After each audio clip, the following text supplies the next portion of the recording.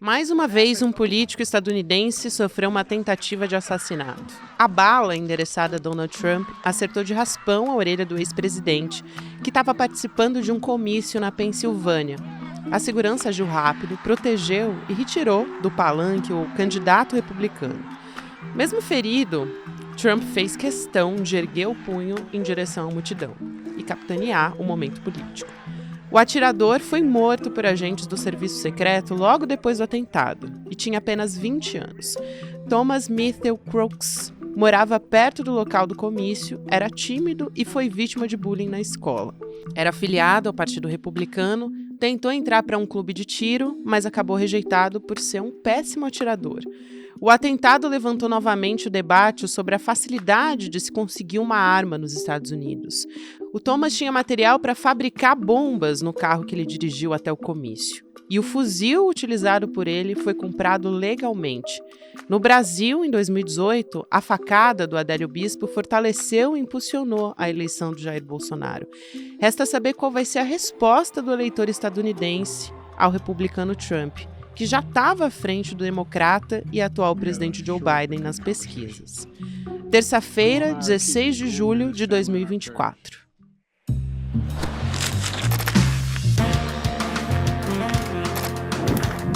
Olá, seja muito bem-vindo, seja muito bem-vinda. Eu sou a Gabriela Varela, esse é o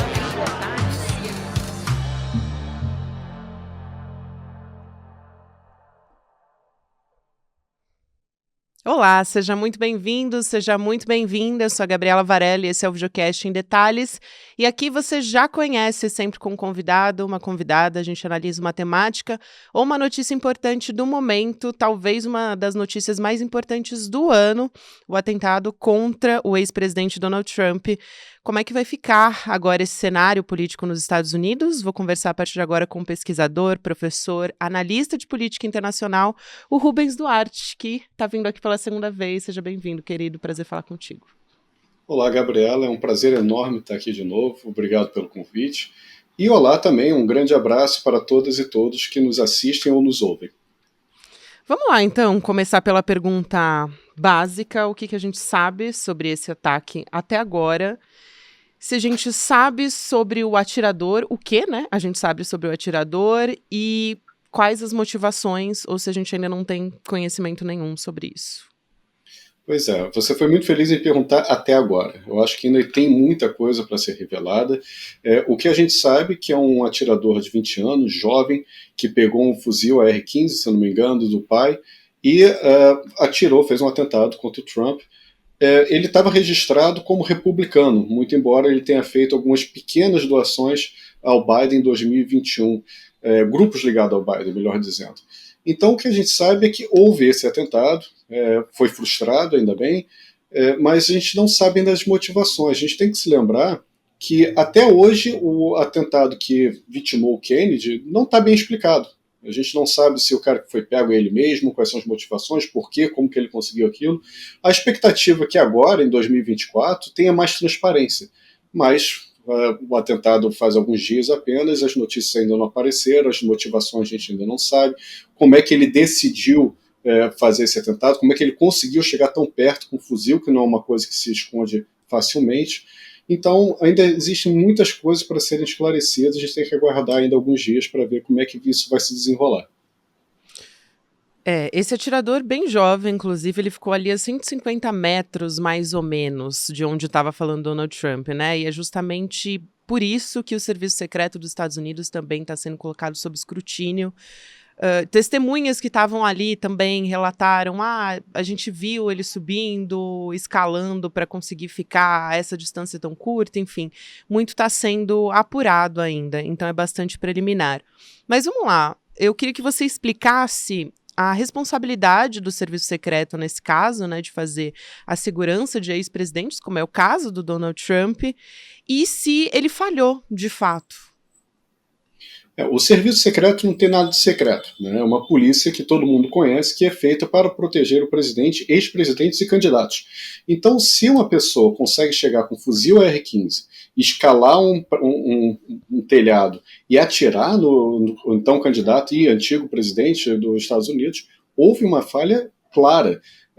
Não é um chute. O que a gente viu são vídeos de pessoas falando: olha, tem um cara lá em cima, ele tá armado, acenando para a polícia, acenando para o serviço secreto, o sniper já com o cara na mira, e não atirou, esperou o jovem, né, o de 20 anos atirar no Trump para então agir.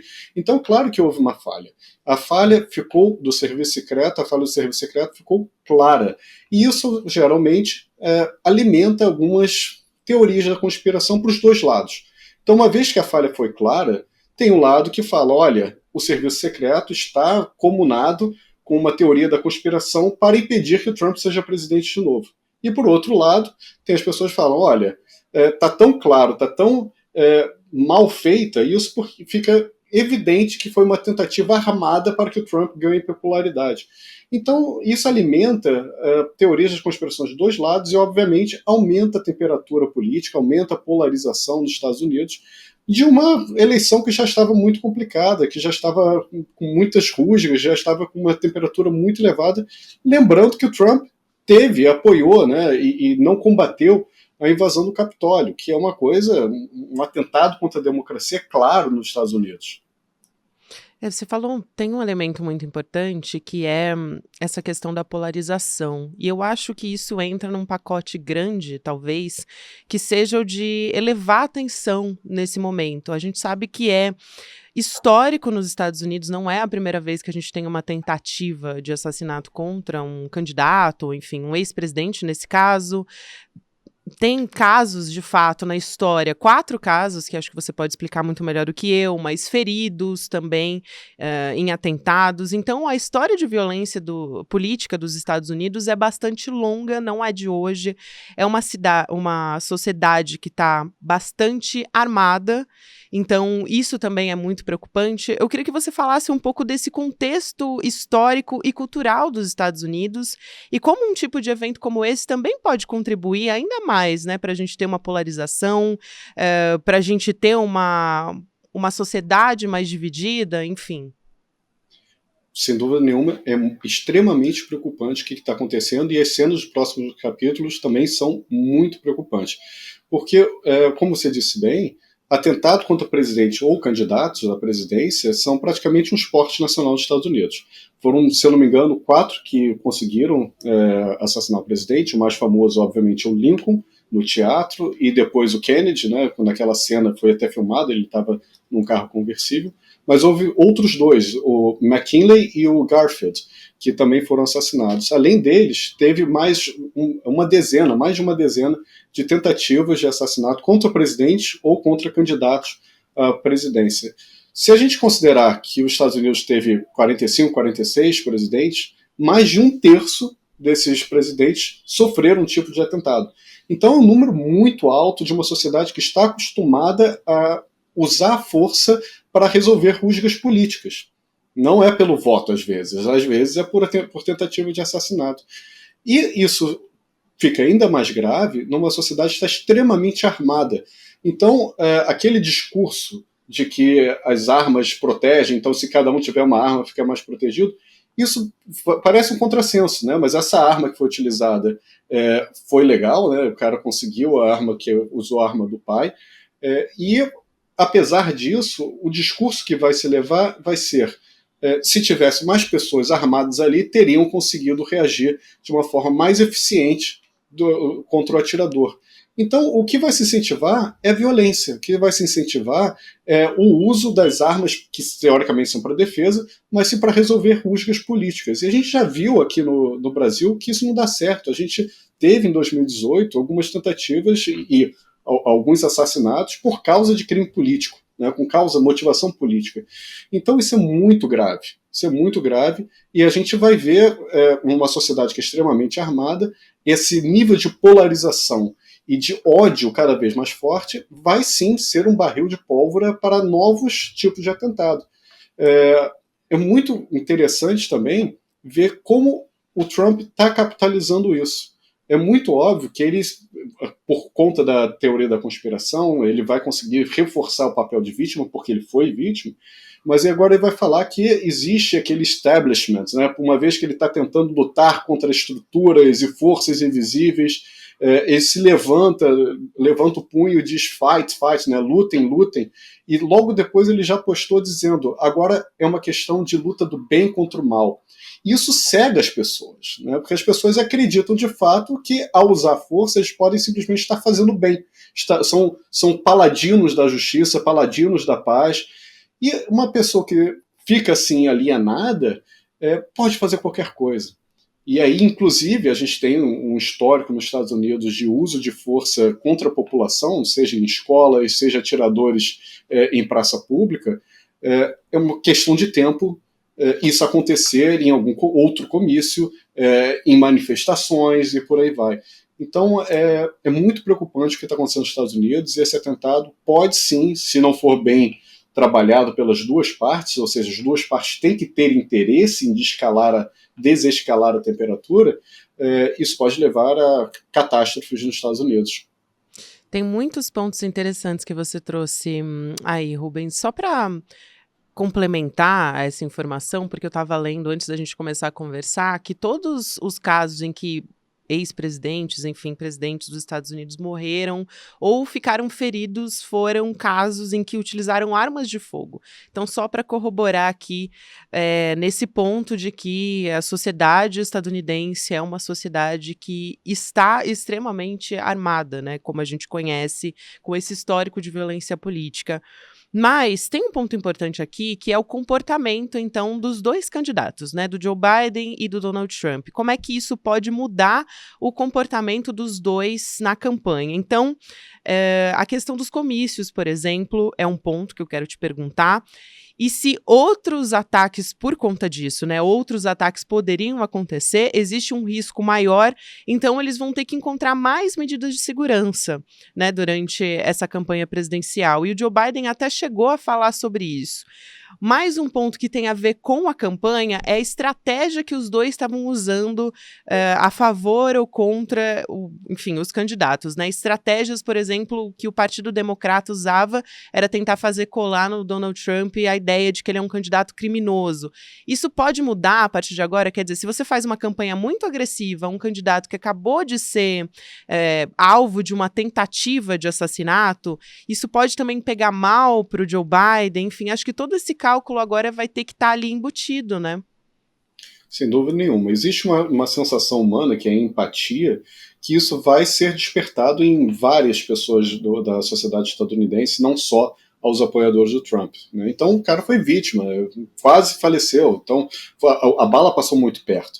Então isso vai gerar uma empatia clara em parte da sociedade, e você atacar politicamente uma pessoa que acabou de sofrer um atentado, de fato pode ser muito delicado se não for muito bem feito. Então, a ver como é que o Biden vai fazer isso, né? Se o Biden continuar na corrida presidencial. Pelo lado do Trump, eu acho que está muito claro o que ele vai fazer. Ele vai capitalizar isso o máximo possível. Ele já se levantou 5 segundos depois do tiro, ele já se levantou capitalizando o momento. Pois é. Já se levantou posando para fotógrafos, já saiu de lá e mal chegou no hospital, já estava postando coisas nas redes sociais capitalizando. Isso é muito impressionante, muito impressionante. Ele é uma mente, né, política muito forte. Né? Se qualquer pessoa comum, né, foi alvo de um atentado, uma bala passou perto e feriu sua orelha, você sai correndo de lá com o rabo entre as pernas. Ele teve a calma de se levantar e capitalizar o momento em prol da sua campanha. Então, obviamente, isso reforça também algumas teorias da conspiração, mas olha, a bala foi muito perto, né? Então, se foi uma teoria da conspiração, ele tomou um risco enorme, considerando que ele estava na frente da campanha. Então, ele não precisaria disso na teoria, tomar um risco tão grande, comprar um risco tão grande para capitalizar. Mas, enfim, o Trump é possível, você pode esperar qualquer coisa do Trump, né? Ele é capaz de qualquer coisa, inclusive de se levantar gritando lutem, lutem, lutem, antes de ser retirado do local. Então está clara a estratégia do Trump. Não sei se ele consegue capitalizar isso até as eleições, que são em novembro. Tem muito tempo ainda. Mas, no iniciozinho da eleição, com certeza vai conseguir. e isso talvez seja suficiente para derrubar, nocautear o seu adversário político. Nossa, você falando desse acontecimento todo foi muito impressionante. Eu acho que todo mundo que assistiu a cena ficou impactado, porque é isso, ele levanta, né, o rosto com sangue, ele levanta, ergue o punho e grita fight no meio das pessoas. Todo mundo começa também a reagir, o que é muito impressionante, porque além do Trump não ter levantado, sei lá, e saído correndo, as pessoas também reagem de uma forma.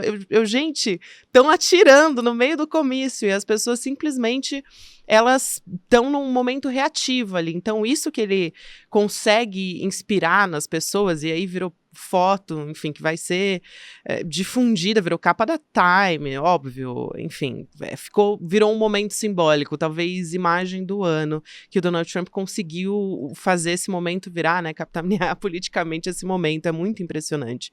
E aí, tudo isso é estratégia política, né? Ele vai ser um candidato, acho que isso tá claro, né? Mas vai ser um candidato mais difícil de ser derrotado?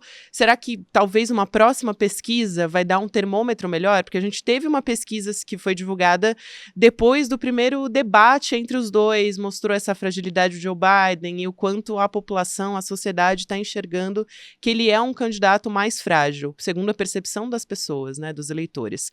Isso também a gente vai poder observar melhor a partir de uma nova pesquisa que vem aí? Sem dúvida nenhuma, a gente tem que esperar novas pesquisas, mas agora a próxima pesquisa vai ser impactada, sim, por essa questão do atentado, mas também vai ser impactada pelo desembarque que está acontecendo no Biden, porque, obviamente, uma pesquisa logo depois daquele debate que foi desastroso tem um impacto, mas agora esse impacto está sendo cozinhado há muito tempo, inclusive pelo próprio Partido Democrata.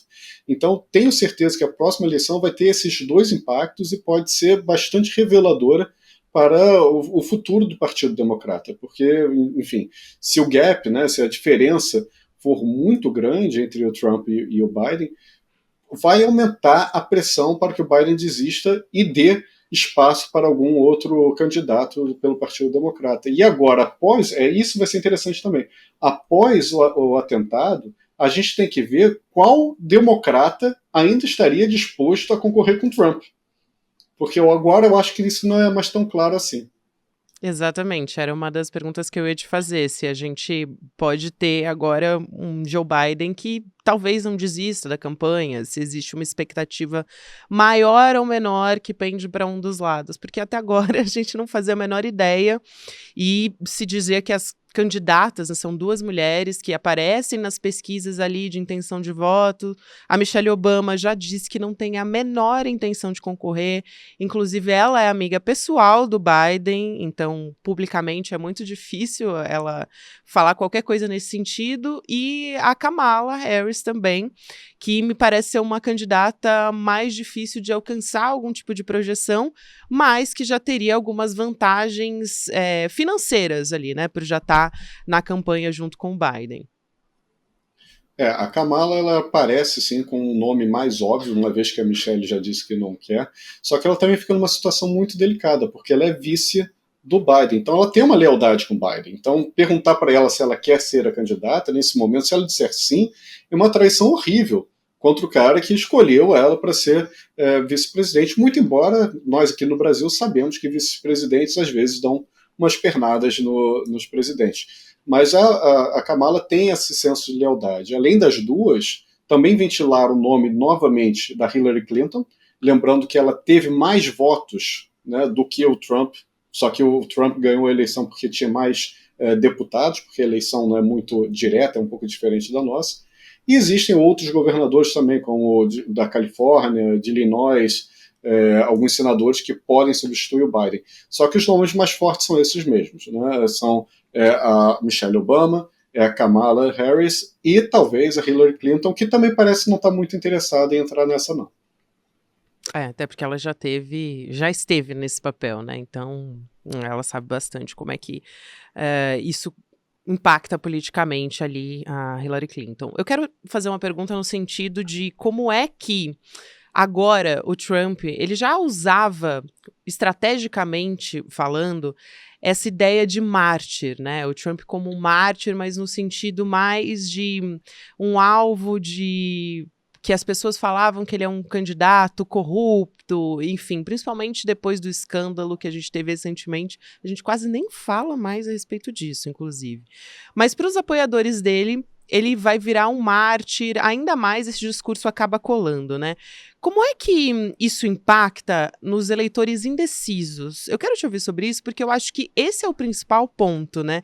Para os apoiadores, para a base eleitoral do Trump, isso acaba inflamando talvez mais, contribui mais para a polarização, mas e os indecisos na campanha que podem ajudar realmente a decidir essa eleição presidencial, né, Rubens? É uma excelente pergunta. A gente ainda tem que ver isso com base em pesquisa, mas eu acho que você fez um diagnóstico muito bem. A base do Trump vai ficar muito mais inflamada, vai acreditar que ele é um mártir, vai acreditar que ele está lutando contra o establishment, que é uma luta do bem contra o mal, como ele mesmo postou. Agora, existe uma parcela da população que, além dos indecisos, isso vai ser mais interessante, é a pessoa que tende para o Trump, só que não suficientemente para ir votar. Lembrando que o voto lá não é obrigatório. Então tem gente que, eu simpatizo com o Trump, se eu fosse votar, eu votaria no Trump e não no Biden, só que não o suficiente para me fazer sair de casa e ir lá votar, porque não é obrigatório. Então essa parcela da população pode se sentir encorajada a sair de casa e votar. Então, além dos indecisos, eu acho que o impacto maior vai ser com esse pessoal que tende ao Trump, mas não suficientemente para ir votar. Esse pessoal pode fazer, sim, uma diferença enorme no resultado final das eleições. Convenção republicana também acontece nessa semana que a gente está conversando.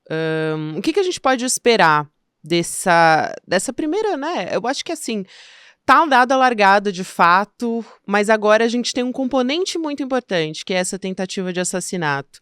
Ele se fortalece. O que a gente pode esperar dessa convenção republicana? Essa convenção republicana vai ser para referendar o que a gente já espera. Então a gente ainda tinha uma dúvida se a convenção republicana teria a possibilidade de retirar o Trump, uma vez que a sentença da condenação dele ainda iria sair, só que essa condenação foi diminuída, o impacto dessa condenação foi diminuída pela Suprema Corte, né, que deu uma imunidade parcial para presidente e ex-presidente. Lembrando que eu estou falando de imunidade, não estou falando de foro privilegiado, como a gente vê aqui. Simplesmente, alguns crimes não se aplicam para quem já foi presidente ou para o presidente atual. A lei não se aplica. O Estado de Direito não se aplica. Foi o que a Suprema Corte dos Estados Unidos decidiu. Então, essa dúvida que ainda tinha e seria resolvida pela Convenção Republicana acabou. Ainda mais agora, com esse atentado, a gente vai ver, na verdade, só uma confirmação do Trump junto com o teatro, junto com o comício, junto com uma forte campanha de marketing. Não acho que a gente vai ver alguma dúvida sobre quem será o candidato, algumas pessoas que ainda vão tentar barganhar muitas trocas de favores políticos, porque eu acho que está dado. O Trump vai ser o candidato dos Estados Unidos pelo Partido Republicano e ele está muito forte nessa campanha. Tá muito forte, de fato. E agora a gente vai continuar acompanhando a história. Para a gente fechar, eu quero te perguntar o que a gente pode esperar das eleições nos Estados Unidos a partir de um impacto internacional, né? Aqui no Brasil, por exemplo, as pessoas estão falando muito sobre isso, principalmente a extrema-direita pode começar a capitanear isso politicamente. Então, eu acho que é muito importante, Rubens, até queria ouvir sua avaliação sobre isso, mas o Joe Biden se pronunciar sobre isso, no sentido de chamar atenção para a violência política, em como, por exemplo, o Trump usa muito isso no discurso, a extrema-direita mundial usa isso muito no discurso, enfim, tem essa narrativa sobre armar a população, sobre legítima defesa, que é muito forte aqui no Brasil também. Então, como a fala do Joe Biden também pode ser decisiva para alertar sobre como, na verdade, isso é um reflexo de uma política que é incentivada por políticos como Trump e outros candidatos da extrema-direita também no mundo todo? Uma excelente pergunta, Gabriela, mas o que a gente pode ver é que o Trump já era o grande nome, o grande representante da extrema-direita mundial. Então as pessoas já olhavam para ele, buscavam como liderança, buscavam como apoio. Agora vai ser reforçado. Então não é uma questão de como que a extrema-direita vai aproveitar, já está aproveitando. Então a gente já vê alguns memes do Bolsonaro junto com o Trump, abraçados, né, depois dos atentados. O Milley já tem alguns memes também circulando em relação a isso. E é óbvio, né, porque se o Trump consegue ganhar poder, significa que ele consegue mais meios, mais recursos, mais canais para reforçar essa onda de extrema-direita que é mundial. Não é de agora que vem isso. Né? Então, o Trump ele é um grande símbolo, mas não foi ele que iniciou essa onda. A gente viu o Duterte, a gente depois viu o Brexit, e aí sim a gente viu o Trump. Então, a gente pode ver um reforço internacional disso, e claramente, né, quando a principal potência econômica e militar do mundo vai para a extrema-direita, a gente vê um reforço dessa onda internacional.